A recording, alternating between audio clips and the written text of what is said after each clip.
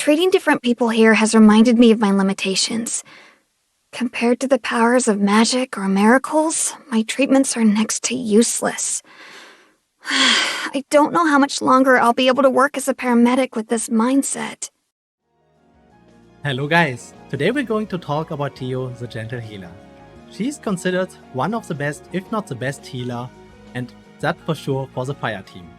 So without further ado, I will jump right into it, but keep in mind that while she excels in all content, I will focus mainly on PvP. So let's start with her base stats.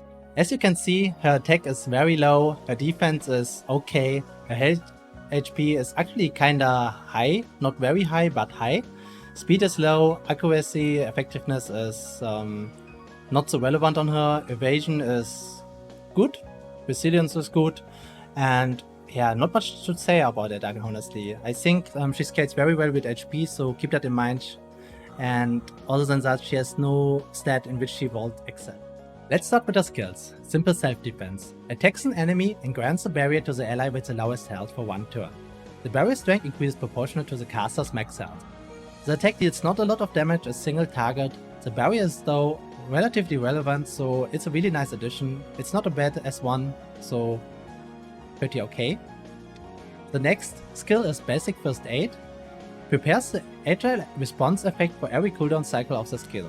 Removes 2 debuffs from all allies and recovers health by 30%. Egal response activates when an ally is inflicted with a debuff during an enemy turn. So this triggers from nearly any debuff, including priority reduction and so on. It's a really strong skill set, probably one of the strongest skills. And the health is very high, the 2 debuffs removal is very good. The only problem is that you can't reliably trigger it because it relies on the enemy. So against certain raid bosses and even in PvP it excels because it triggers from nearly anything, and if you have your exclusive equipment it pushes the priority of your whole team by 20%. So the third skill is This Shot 1/3. Heals selected ally by 70%, increases the target's defense for 2 turns. This skill on the highest level, with the burst up, can be used every turn. And if I say every turn, I mean every turn. So you can heal every turn one character of your team by 70%. The defense buff is nice, but she literally spams it and it's super strong in arena. Her last skill, Chain Passive. Skill Chain Companion effect. After attacking, heals the ally with the lowest health by 15% of max health. Dual attack effect. After attacking, grants a barrier to the ally with the lowest health. Barrier strength increases proportional to Tyre's max health. So this one is nice. Heals the ally with the lowest health by 15% of max health is good. It's not that high honestly, but as a companion effect it's a nice extra. And it's nice also that it's it's not a barrier, but it's actually full health, right? Max health doesn't say if it's from the ally or from Theo, but yeah, that has to be figured out, I guess. Transcendence, there's nothing special to see here. On 4-star she gives herself 5% health percentage, on 6-star she gives her another 5% health percentage, and honestly with all the 2-stars and 1-stars they only give the passives to themselves, so Transcendence will happen anyway over a long period of time, so don't worry too much about it. Theo's exclusive equipment is probably one, if not the strongest exclusive equipment in the game. When she uses her passive, so when it gets triggered, it increases the priority of all allies by 20%. Also, the passive of it reduces earth damage taken by 20%, which includes of course Noah. So if you think about it, it's an extremely defensive exclusive equipment and the passive is extremely what's called impactful. So yeah, definitely a must-have, and I think everyone who's serious about the game has it already. In terms of weapons, I think the Royal Stinger is the best weapon on here. The ability is heals the ally with the lowest health by 15 and probably by up to 30% when using a burst skill. This allows you to heal 2 targets with your ultimate, which in theory can be used every turn if you use the AP burst 1 skill of the ultimate.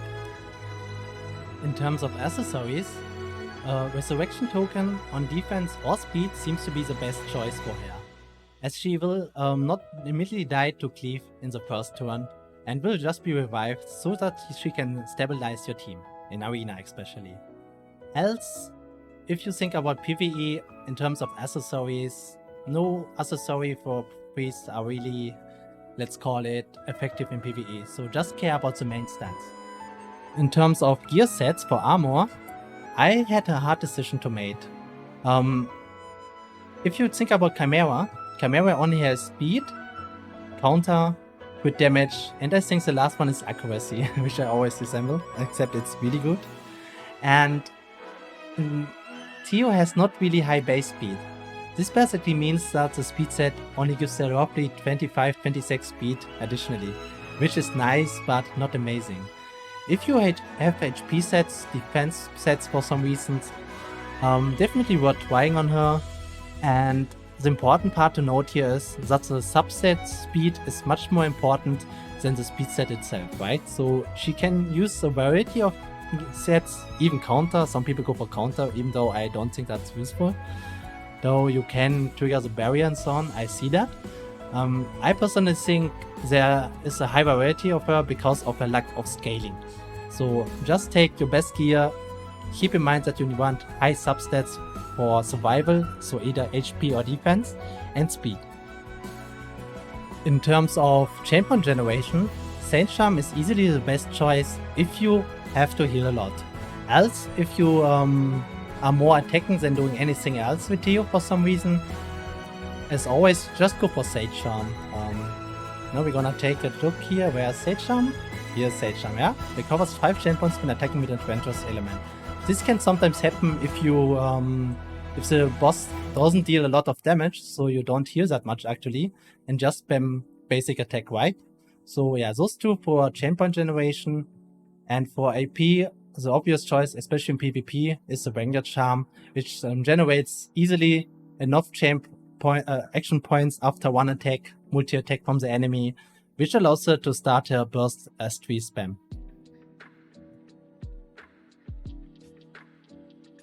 Hey guys, so we will use Theo in Arena, and she will have the core of my team, which is trying to use D-Stellar plus Hannibal combo to counter the enemy to death. And Theo will just be basically a pusher for my team and against Valentine, so that my team starts earlier, right? And I hope that a spam heal will make a difference with Vanguard Charm. So let's check it out.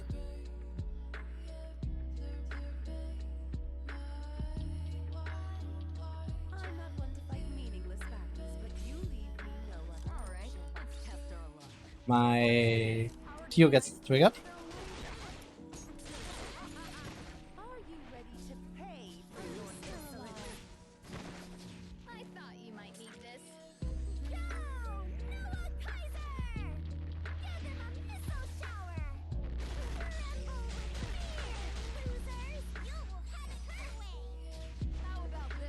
So yeah, some counter going on. What's that sadly? I will just go for S1 and wait for the S3 for burst level 2 on Hannibal for regular counter S1 with damage. Enemy Theo does her thing, so you can also see enemy Theo doing her thing in defense, which is super annoying. Thanks to Vanguard Charm, I already have my ult up. I now have the decision to make, do I want to recover action points or not? In this case, I will actually recover action points because my Veronica will have Barry up next. And I think it's a net plus when I use Theo's AP plus on herself. You get, I think, a lot of AP. Or at least you are not losing any, really. So I'm a bit scared of the counterattack from D-Stellar, but still nothing dying in my team. So I will totally go for it.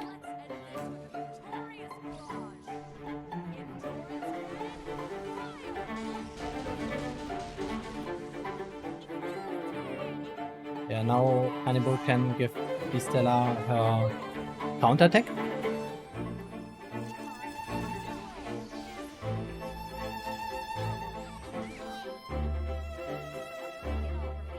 And yeah, as you can see, I had so much. You can just spam, it's crazy.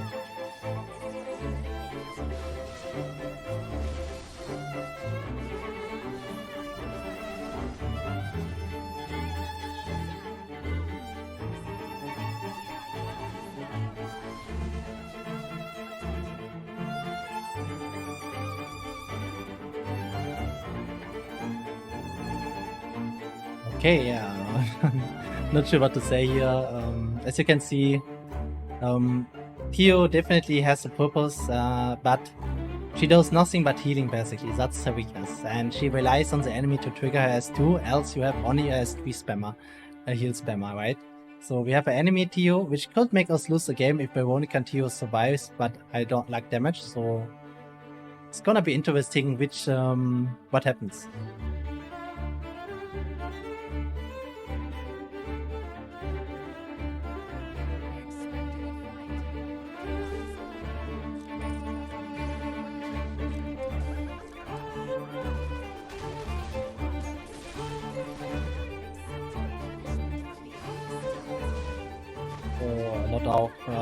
A lot of anime autofight.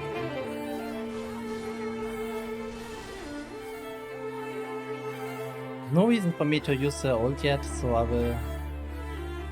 have many options here, and I think the target I attack will be here, so I will go for Valentine because I care about Valentine the least. And now the enemy Theo will heal the Valentine, and this allows me to hopefully kill Theo soon. Theo.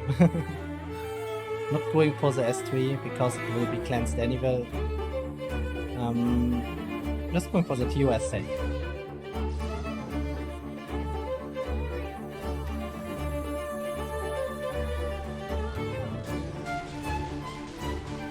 A lot of damage actually, but it should trigger my Theo too.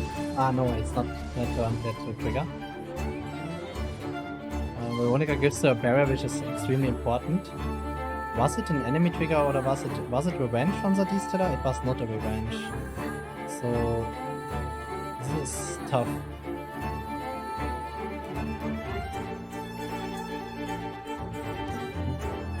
I will attack Theo because she has resilience buff, so I guess I will not trigger Taunt. Okay, right. Enemy triggers Taunt and roll attack, of course, cool. Do nothing. Oh, Mark. Okay, yes, Mark. Nice, thank you for the trigger.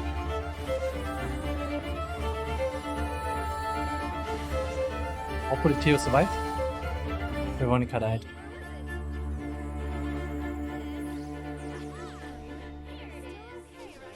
So another counter attack will kill me. And okay. Yeah, this went horrible. And I definitely need to stronger Theo.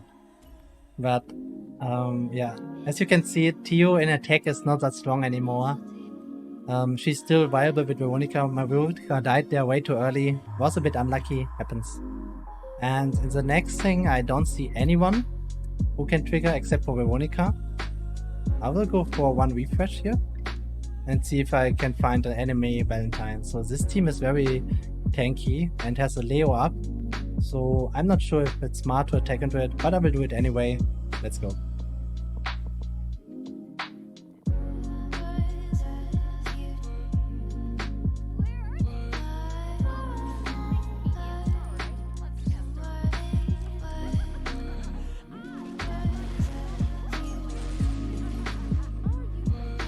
Basic triggers.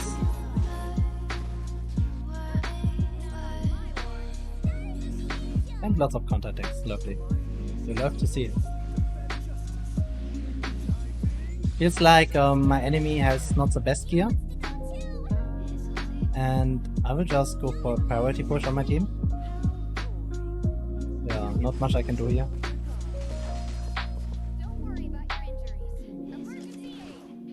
Not much damage from the enemy yet either. I guess Veronica will probably hurt a lot. Going for the D-Stellar, which was stupid.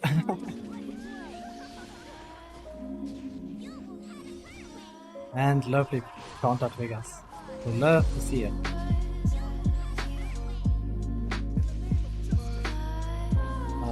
This ult is devastating. He was a very slow Veronica. I expect a lot of damage. Theo dead. Theo dead. Theo showcase, boys. Theo showcase. I mean, it's a Hannibal D-Stellar showcase. Let's have some fun with the real MVPs.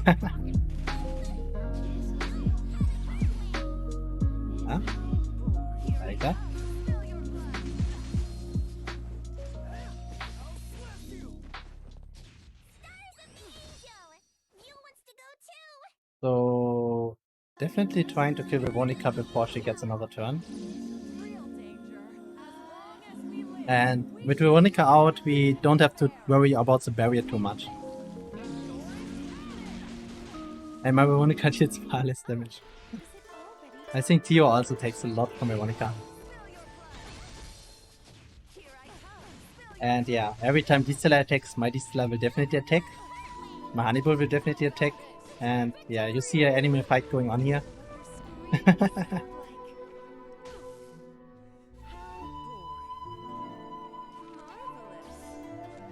He has Taunt on her, so I hope I can deal enough damage before she gets her S1 burst up.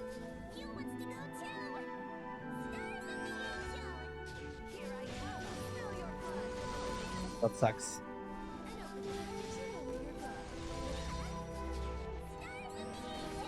And she has already no counterattack anymore because of too high speed.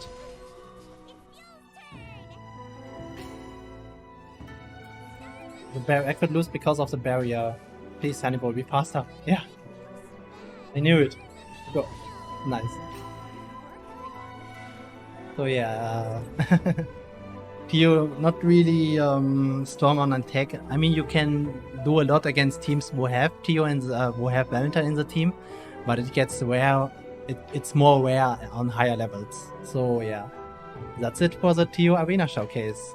Even though there was not much to showcase. So yeah, even though Arena was not as good as I wished it for, I mean, I won 3 out of 4 games, I think, but Tio could never really shine, right? And it's just, in the current meta, Tio is not needed. We have Mane, we have Seren if you want to stall, but keep in mind that the Tio Veronica combo in defense is extremely strong, as bot heroes can, against the white enemies, survive infinite, and thanks to her S3 burst, she can basically kill enemies over time with the attack penalty. And with that, I want to wrap up the video. I will do more 2 stars. In terms of Tio, there was not much to talk because she's highly explored already. And I wish you all guys a good time. Leave a like or subscribe. I would really appreciate it. And have a good one.